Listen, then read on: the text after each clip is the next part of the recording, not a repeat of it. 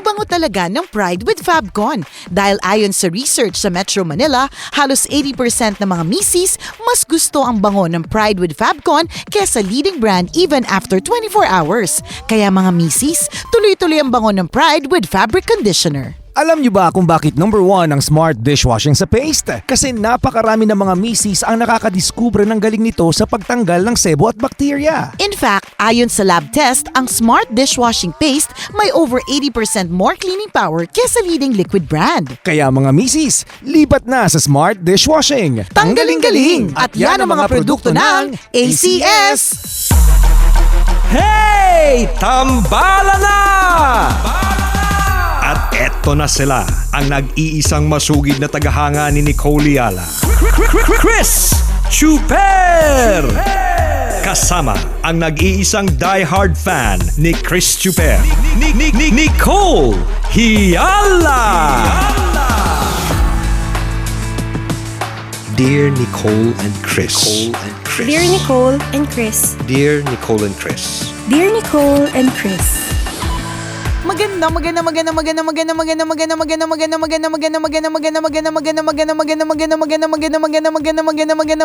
morning, Luzon, Visayas at Mindanao, Metro and Mega Manila. It's another happy day. Ang saya. Kaya pala pak na pak ang kilay mo ah. Saya-saya mo sa kilay mo. Parang feeling ko kasi, partner, na perfect ko siya eh. May mga araw kasi talagang hindi siya pantay. May mga Gaano araw mo katagal ginagawa yan? Saglit lang. Talaga?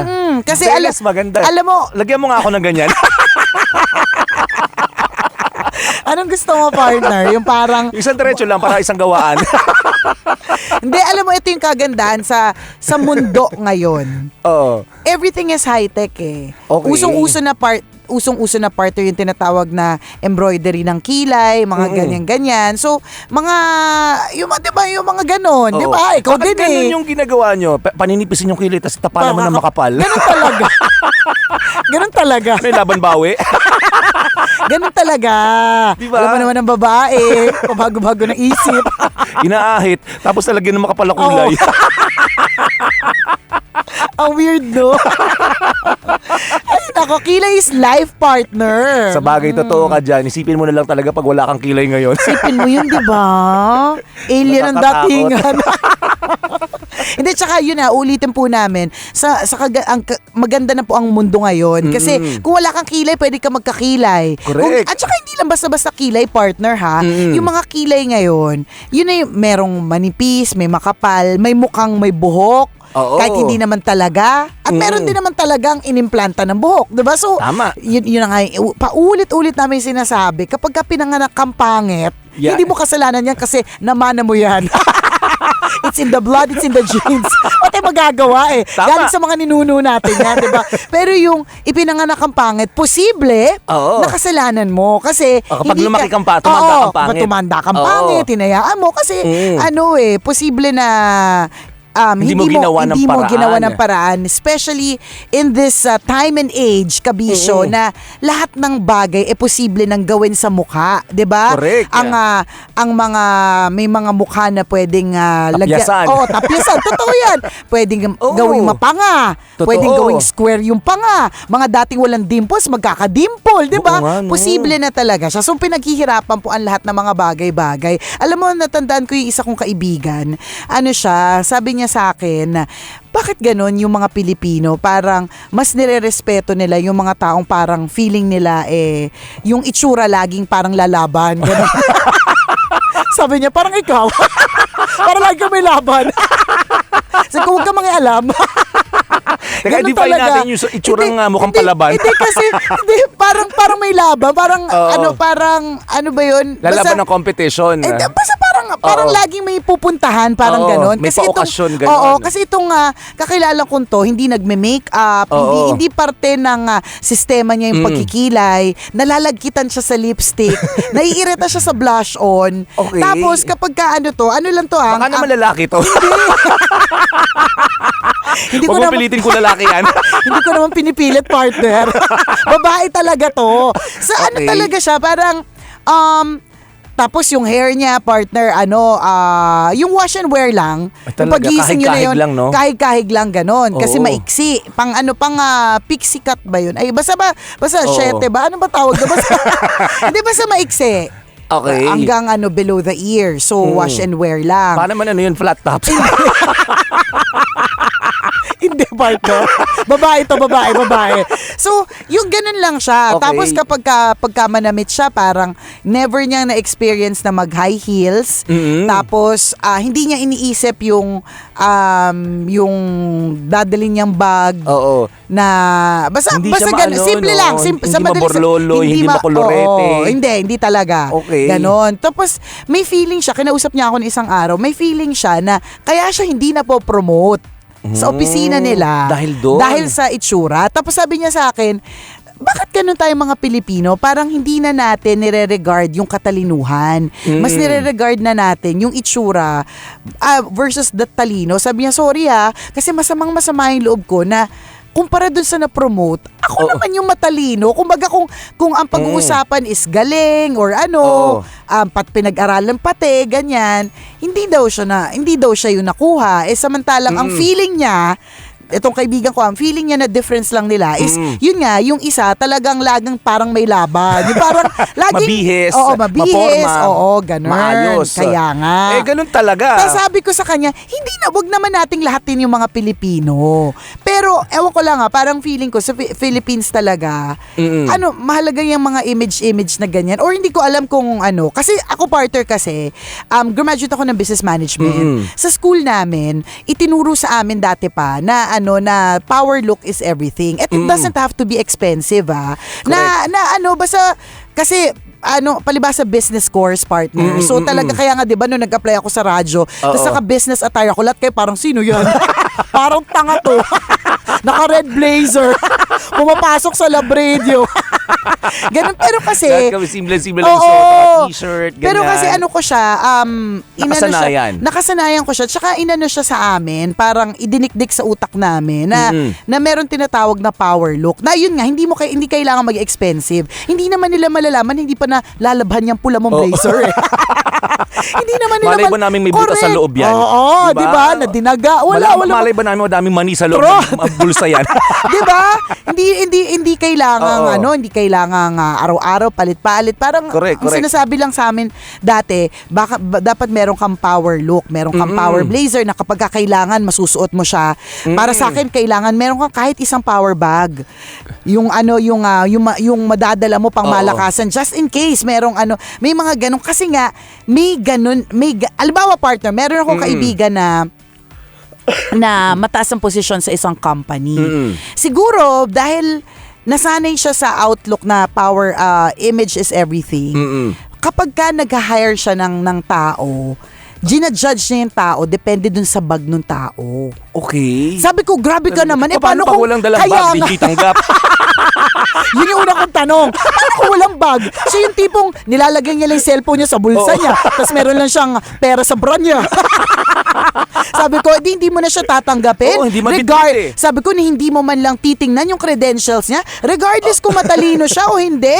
Sabi ko, dapat. Sabi niya. Tapos sabi niya, honestly, sabi niya, hindi mo to company, kaya huwag ka mga alam.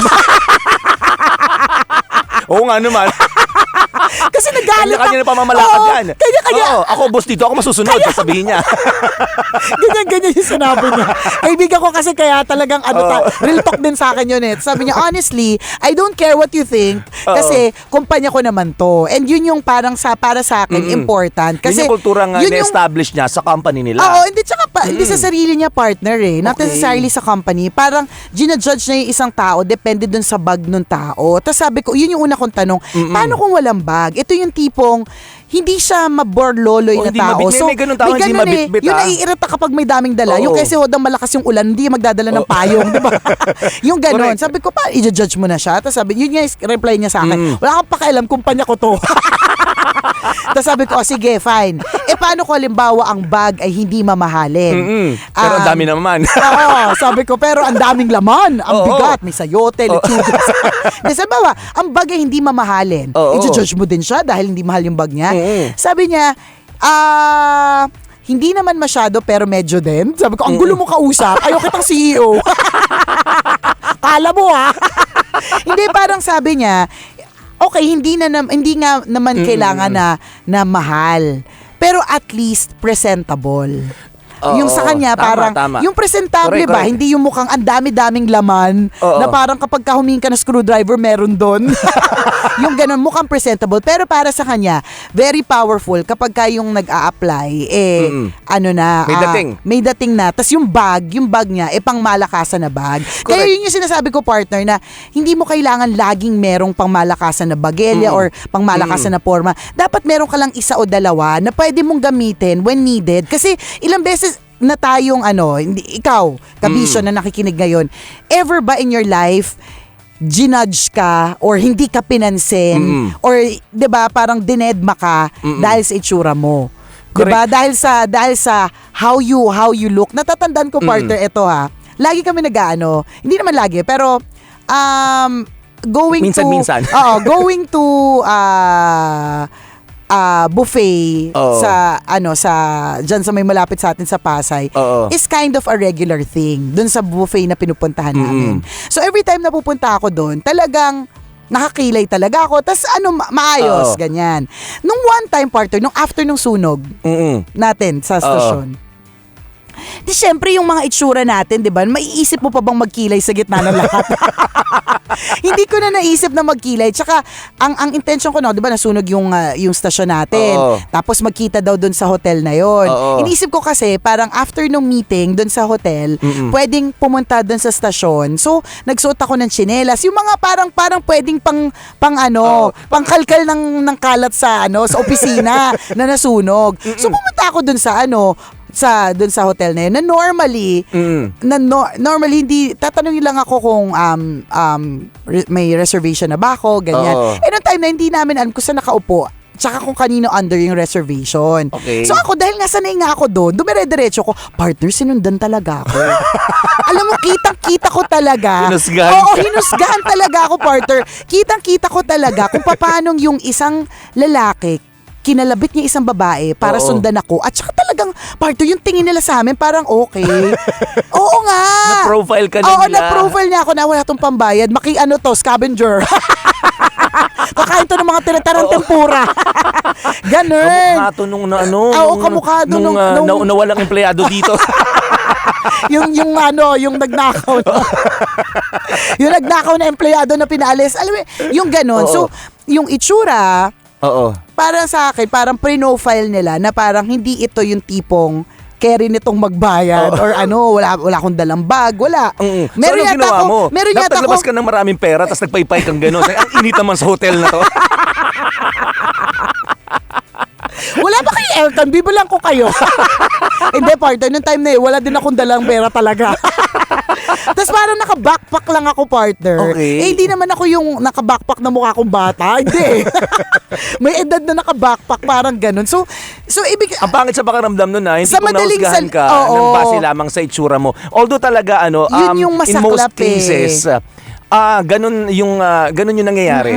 Na talagang, huhusgahan ka or ma-rate ka kahit nag-a-apply ka ng trabaho. Pag pumunta ka sa isang lugar, pumasok ka sa True. mall, minsan VIP treatment pag bihis na bihis ka eh. Tama. 'Di ba? Pag nag-apply ka ng trabaho, plus factor kapag maayos yung itsura mo. Kasi part siya ng ewan ko sa partner, kung di siya part ba yun? Saan? Sa communications na course.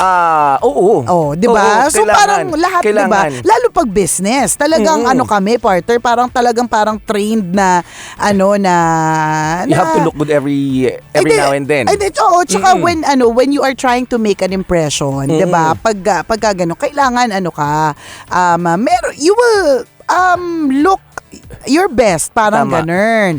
So mabalik tayo dun sa 'di ba? So mabalik tayo. So 'di ba at one point in our lives, kaya ako nakwento yung nangyari dun sa hotel na yun, naramdaman natin na parang hinusgahan tayo base sa itsura. 'Di ba? Totoo naman, Correct, meron ba correct. sa atin naka-experience ng ganyan? So kung ganun at ayaw natin nung ganun, yun 'di ba parang it made us not feel good about ourselves. Parang na bawasan ng kahit konti yung confidence level natin. Correct. Na parang kahit gaano tayo katalino, parang feeling natin ang tanga-tanga natin, 'di ba? Kasi hinusgahan tayo Oo. base sa itsura. Hindi naman pwedeng magpatalo na lang at mahirap kasing i-explain sa mga tao sa physical na itsura na matalino ko eh. Oo. Gets mo? Totoo yun, Hindi, totoo. hindi mo pwedeng sabihin or hindi ka naman pwedeng magkaroon ng banner Uy, hindi sa ako likod nakabihis mo. pero matalino Oo, ako. correct. Walang ganun. Hindi powerful yung bag ko pero wag ka cum laude ako. Hindi, walang ganun eh. Talagang, honestly and unfortunately, ewan ko kung dito sa Pilipinas lang yan or ano, the image is very important. So yun yung Correct. sinasabi ko na invest, dati ko pati yata nasabi partner, invest in at least one good bag. Invest in at least isang pangmalakasan na sapatos na talagang, alam mo yun, yung nananampal, yung parang May dating, malakas ang dating, dating. ganun. At hindi kailangan ulitin Gagastusan ko, mo ng malaki. hindi kailangan mamahalin. Totoo yun. At saka ito yung sinasabi din natin, hindi naman tayo nag-aayos ng sarili natin para sa ibang tao. No, Plus para factor na yun. correct.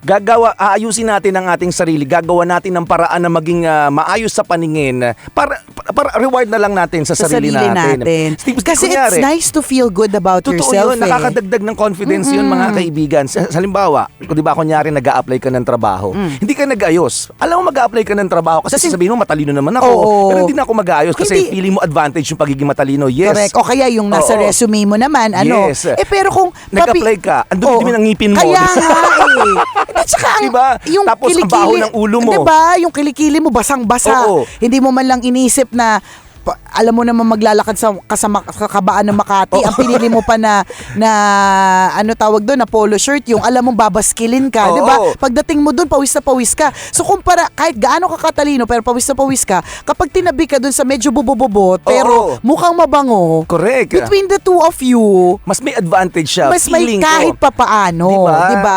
Hindi naman sasabihin na ano, kasi pag matalino ka, in fairness, kapag matalino ka, ayusin mo din yung sarili mo, 'di ba? Tama. Saan nalagay yung katalinuhan? Oo. Wait lang. Diba? Saan napunta? Totoo yun. Part ng pagiging matalino is yung ayusin ang sarili. Diba? Correct. Physically and internally. So, kung ganyan, ang naging mindset nitong kaibigan mo, tinanggap na lang niya na ganun laging itsura niya. Pero kung tutusin, pwede naman gawa ng paraan eh. Mas Correct. maganda kung matalino ka na, maganda ka pa. O maayos ka pa. Maayos ka pa, 'di ba? Sobrang plus factor 'yun.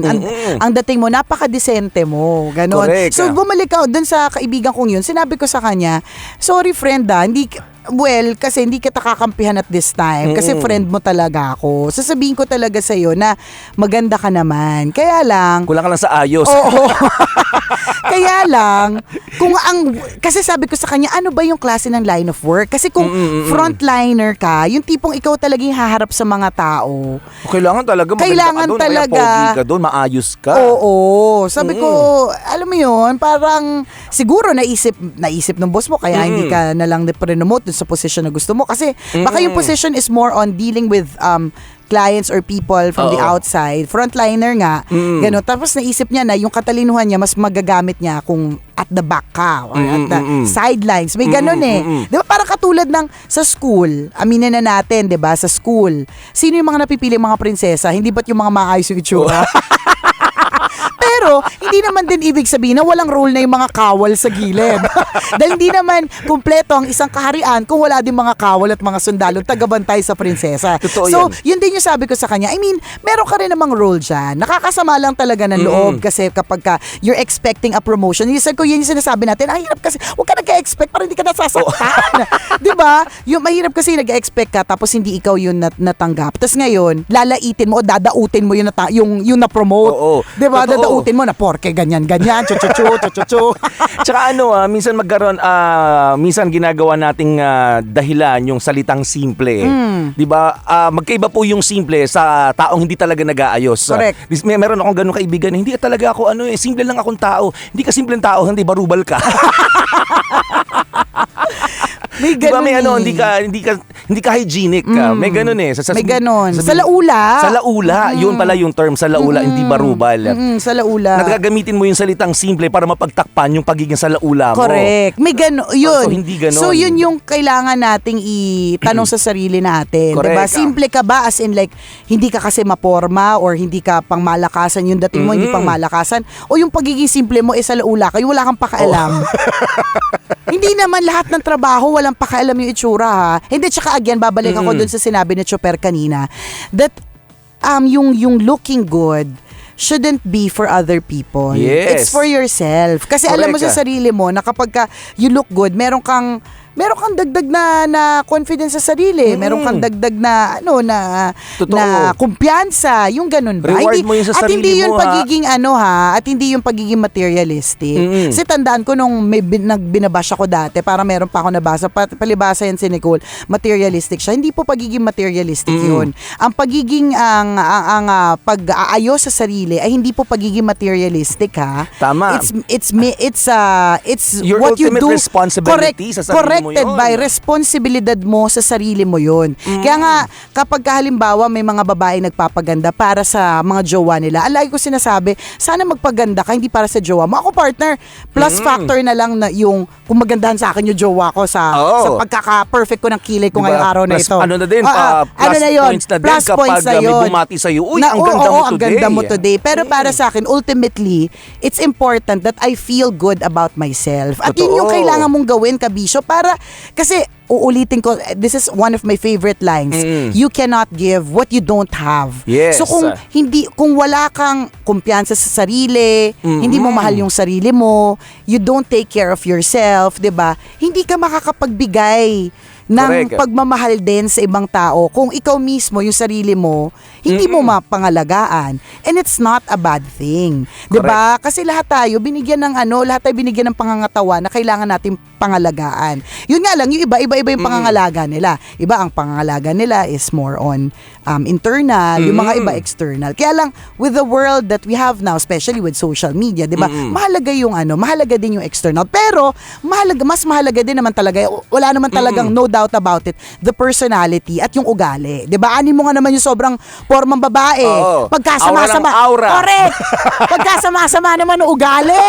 'Di ba? Wala namang binatbat. Trot. Ang ganda-ganda ng itsura, pero Diyos ko naman yung ugali pagkasama. Hindi din naman maganda 'yon. Totoo yan. So let's try to have the best of both worlds. Yung alam mo na maayos yung pakitungo mo sa ibang tao, mabait ka, tapos inaayos mo din externally yung itsura mo. Kasi kailangan din yun. Kailangan mo yun for yourself, Tama. promise. Kaya dapat siguro maging requirement ito sa mga eskwelahan. Nawawala yung personality development eh. Yeah. Diba? Kami nung nag-aaral kami, part ng subject namin yung personality development. Paano ka magiging pleasing sa paningin ng maraming tao, although hindi lang naging halata sa akin.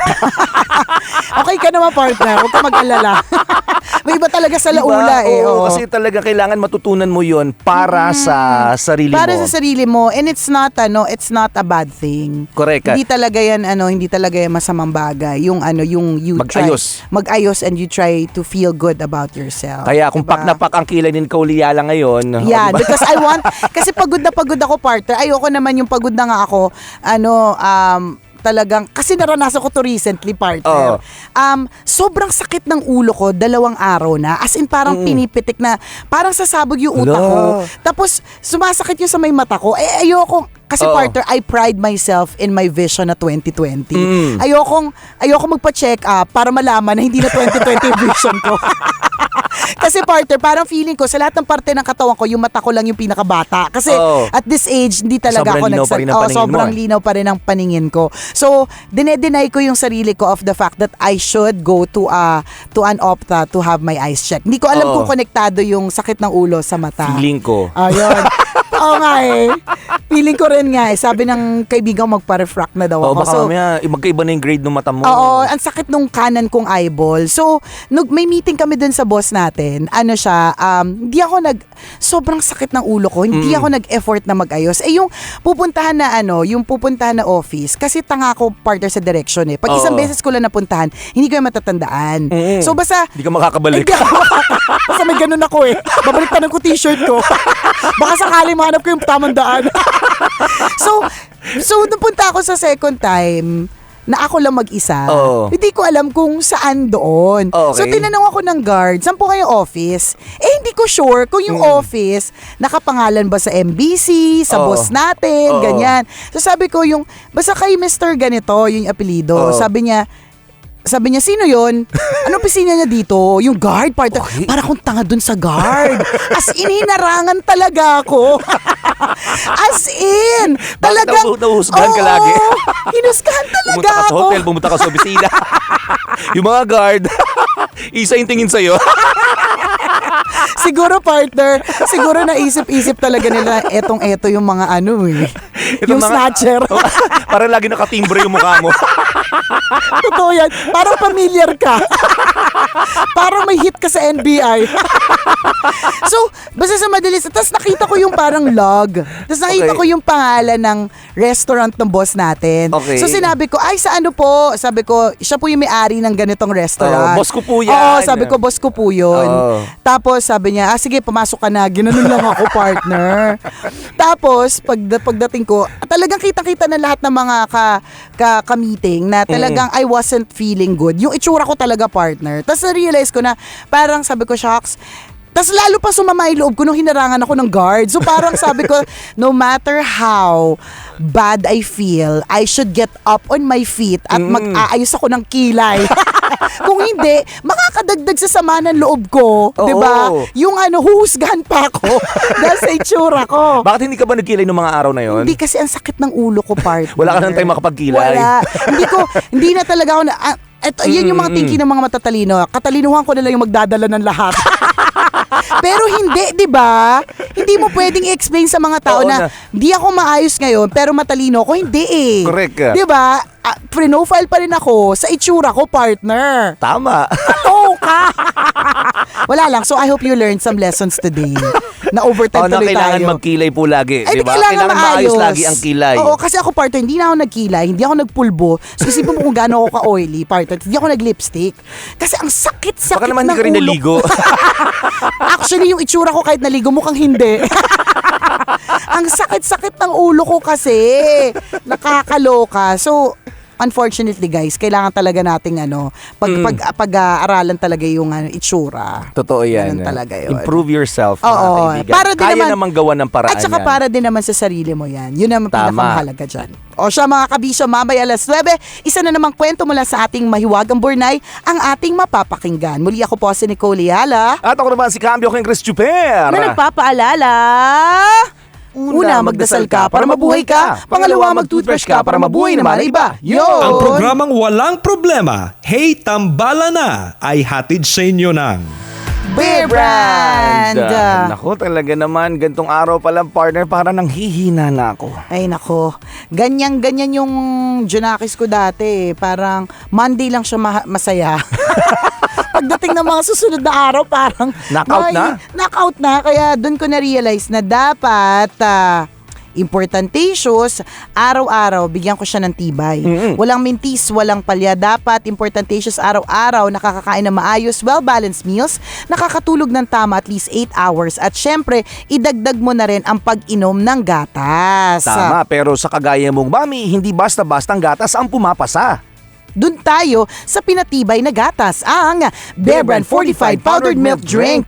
Totoo yan. Tipid pa kamo ito, mga kabisyo, ha, dahil meron tayong Bear Brand 2 kg pinakatipid pa. When you buy big, you save big, up to 180 pesos. Kumpara kung bumili ka ng equivalent ng 66 sachets ng Bear Brand 33 grams swak pack. What? 180 pesos? Naku, big savings talaga yun. Correct. At dahil Bear Brand, meron ding tibay resistensya nutrients. Nandiyan ang 100% vitamin C base sa Reni, high level of zinc, at halos 3 times more available iron base sa absorption rate. Kaya sa mga kananayan dyan, naku, bumili na po ng Bear Brand 2 kg pinakatipid pack. When you buy big, you save big. Bear Brand Fortified Powdered Milk Drink is not suitable for infant feeding and is not a breast milk substitute.